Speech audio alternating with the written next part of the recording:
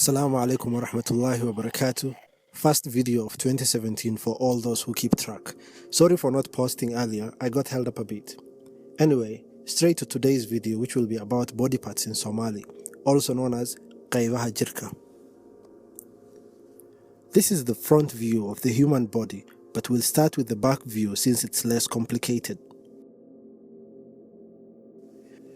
Before naming any part, I'll give you a second to take a guess of what the name of the part might be. It will be great if we all participate. To start off, the head is called madah. The ear or ears are called dag or dago. The neck is called luqun or sur. The shoulder is called garab. The arm is called udud, while the forearm is called rudun. The elbow is called suhul or husul.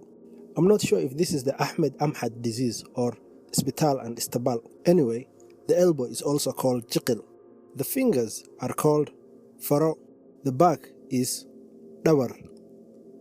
The buttock is bari or bari, depending on where your parents are from. The thigh is called bowdo, while the shin and calf are called kub. And finally, the heel is called erib.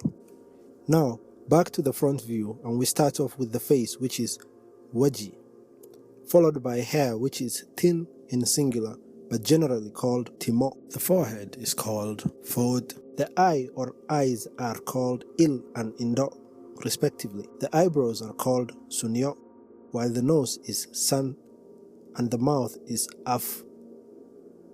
The cheek is an or dawan, while the chin is gar. The throat or the front side of the neck is dun or hunguri.